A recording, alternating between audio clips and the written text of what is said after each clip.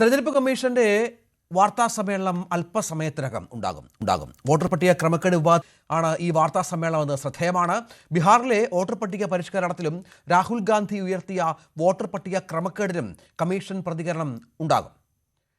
സൈത്ത് ഏറ്റവും പുതിയ വിവരങ്ങളുമായി ചേർന്ന് സൈത്ത്, ഗുരുതരമായ ആരോപണങ്ങൾ രാഹുൽ ഉന്നയിച്ചത് അത് ഇന്ന് വീണ്ടും ആവർത്തിച്ചു. യാത്രയിൽ ഉടനീളം ഈ ആരോപണ മാത്രത്തിൽ രാഹുൽ ജനങ്ങളിലേക്ക് എത്തിക്കുകയും ചെയ്യും, സംശയമില്ല.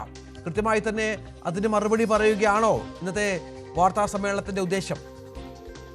രഞ്ജിത്ത് സൂചിപ്പിച്ചതുപോലെ അസാധാരണമാണ് ഒരു പരിധിവരെ ഈ തെരഞ്ഞെടുപ്പ് കമ്മീഷന്റെ നടപടി. ഇന്ന് ഞായറാഴ്ചയാണ്. ഇത്തരമൊരു ദിവസം ഇങ്ങനെ ഒരു വാർത്താ സമ്മേളനം നടത്താൻ തെരഞ്ഞെടുപ്പ് കമ്മീഷനെ പ്രേരിപ്പിച്ചത് തീർച്ചയായും രാഹുലിന്റെ യാത്രയും അത് ഉയർത്തിവിടുന്ന രാഷ്ട്രീയവും തന്നെയാണ്.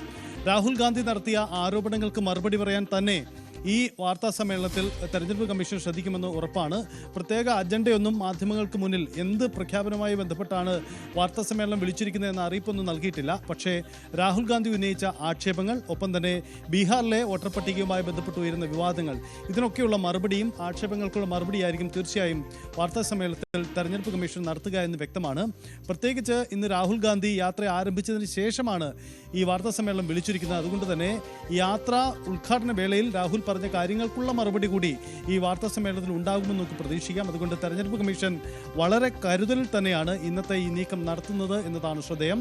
ഇതുവരെ ഉയർന്ന ആക്ഷേപങ്ങൾ, അതിന് കോടതി നടത്തിയ ഇടപെടലുകൾ, ഇക്കാര്യങ്ങളിലൊക്കെ വ്യക്തത വരുത്താൻ തെരഞ്ഞെടുപ്പ് കമ്മീഷൻ ശ്രമിക്കുമെന്ന് നമുക്ക് പ്രതീക്ഷിക്കാം. കഴിഞ്ഞ ദിവസങ്ങളിൽ രാഹുൽ ഗാന്ധി ആക്ഷേപം ഉന്നയിച്ചതിന് ശേഷം ഇതാദ്യമായിട്ടാണ് ഇത്തരമൊരു വിശദീകരണം നടത്തുന്നത്. ഇതിനു മുമ്പ് ബീഹാർ തെരഞ്ഞെടുപ്പ് പ്രഖ്യാപനമാണ് തെരഞ്ഞെടുപ്പ് കമ്മീഷൻ നടത്തിയ വാർത്താ സമ്മേളനം. അതിനുശേഷം ഇതാദ്യമായിട്ടാണ് ഇത്തരമൊരു വാർത്താ സമ്മേളനം നടത്തുന്നത്. രാഹുൽ ഗാന്ധി ഉന്നയിച്ച ആക്ഷേപങ്ങൾക്ക് കോടതിയിൽ ചില നിലപാടുകൾ അറിയിച്ചു. അനൌദ്യോഗികമായി മാധ്യമങ്ങളിലോടും മറ്റും ചില കാര്യങ്ങൾ പങ്കുവെച്ചതൊഴിച്ചാൽ തെരഞ്ഞെടുപ്പ് കമ്മീഷൻ മറ്റ് ആശയവിനിമയങ്ങളൊന്നും നടത്തിയിട്ടില്ല. ഇക്കാര്യങ്ങളിലൊക്കെയുള്ള വ്യക്തമായൊരു ചിത്രം ഇന്ന് ഉണ്ടാകുമെന്ന് പ്രതീക്ഷിക്കാം. എന്തായാലും ഈ വലിയ ആക്ഷേപം, രാജ്യത്ത് നടക്കുന്ന വലിയ രാഷ്ട്രീയ നീക്കത്തിനുള്ള മറുപടി തെരഞ്ഞെടുപ്പ് കമ്മീഷനെതിരെ ഉണ്ടാവും. ഒരു ഇടവേളയ്ക്ക് ശേഷമാണ് ഇതാദ്യമായി തെരഞ്ഞെടുപ്പ് കമ്മീഷൻ ഇത്ര അധികം വിവാദത്തിൽപ്പെടുന്നത്. കാരണം വോട്ടർ പട്ടിക ക്രമക്കേടുമായി ബന്ധപ്പെട്ട് തെരഞ്ഞെടുപ്പ് കമ്മീഷന് വലിയ പിഴവുകൾ സംഭവിച്ചു എന്ന ആക്ഷേപം ഉണ്ടാവുന്നത്. അത് ഉയർന്നത് നമുക്കറിയാം. രാഹുൽ ഉന്നയിച്ച കർണാടകയിലെ നീക്കമാണ്. കർണാടകയിൽ നിന്ന് ഉയർന്ന ഈ ആക്ഷേപം പിന്നീട് രാജ്യത്തിൻ്റെ പല മേഖലകളിലെയും ആക്ഷേപമായി മാറുകയാണ് ചെയ്തത്. ഏറ്റവും ഒടുവിൽ ഈ തൃശ്ശൂർ പോലെയുള്ള ഇടങ്ങളിൽ നമ്മൾ കണ്ടതാണ്. കേരളത്തിലും ചിത്രം സമാനമായി തന്നെ പലയിടങ്ങളിലും ആക്ഷേപം ഉണ്ടാവുന്നു. ഇതിനെല്ലാം പകരം പഴി കേൾക്കേണ്ടി വരുന്നത് കേന്ദ്ര തെരഞ്ഞെടുപ്പ് കമ്മീഷനാണ്. അതുകൊണ്ട് തന്നെ ഇക്കാര്യത്തിലൊക്കെയുള്ള ഒരു മറുപടികൾ കൂടി ഉണ്ടാകുമെന്ന് നമുക്ക് പ്രതീക്ഷിക്കാം.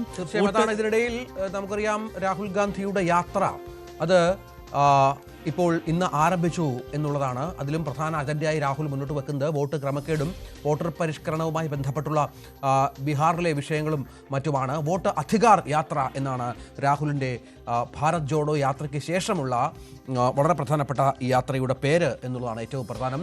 ബീഹാറിലെ സാസാറാമിലാണ് തുടക്കം കുറിച്ചത്. BJPക്കെതിരെ തെരഞ്ഞെടുപ്പ് കമ്മീഷനെതിരെയും രാഹുൽ വീണ്ടും ആഞ്ഞടിച്ചു. ഇന്നും BJP എല്ലാ തെരഞ്ഞെടുപ്പിലും ജയിക്കുന്നത് അതിശയമാണെന്നും കള്ളവോട്ട് കൊണ്ടാണ് BJP ജയിക്കുന്നതെന്നും രാഹുൽ ഗാന്ധി പറഞ്ഞു.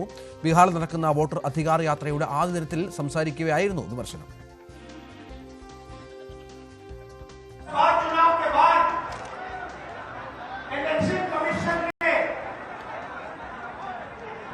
महाराष्ट्र में जादू से 1 करोड़ नए वोटर पैदा कर दिए। लोकसभा में और विधानसभा में 1 करोड़ वोटरों का फर्क था।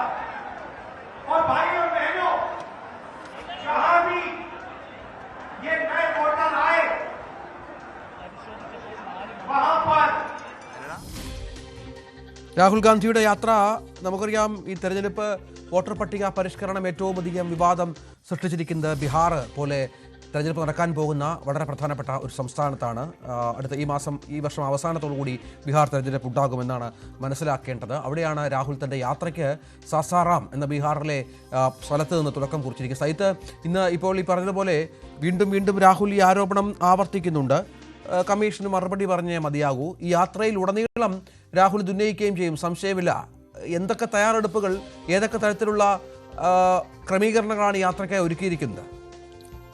ഇതൊരു സമാന്തരമായ തെരഞ്ഞെടുപ്പ് പ്രചരണം തന്നെയാണ് ഇന്ത്യ മുന്നണിയുടെ നടക്കുന്നത്. അത് രാഹുൽ അതിന് തുടക്കമിടുകയാണ് ചെയ്യുന്നത്.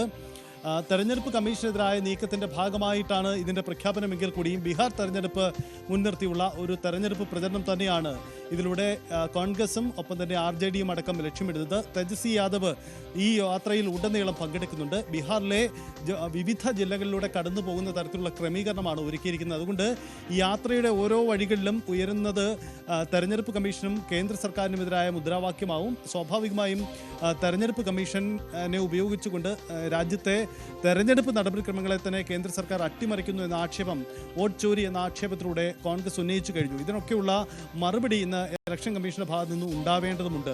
വരും ദിവസങ്ങളിൽ പാർലമെന്റിൽ ഇതിന്റെ പ്രതിഫലനം നമുക്ക് പ്രതീക്ഷിക്കാം. അതിനു മുമ്പ് തെരഞ്ഞെടുപ്പ് കമ്മീഷൻ ഈ ആക്ഷേപങ്ങൾക്കുള്ള മറുപടി കൂടി ഇന്ന് വാർത്താ സമ്മേളനത്തിൽ ഉണ്ടാവുമെന്ന് നമുക്ക് പ്രതീക്ഷിക്കണം.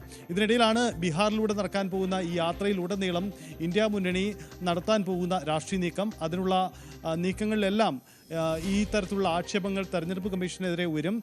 ദേശീയ തലത്തിൽ വിവിധ വീഡിയോകൾ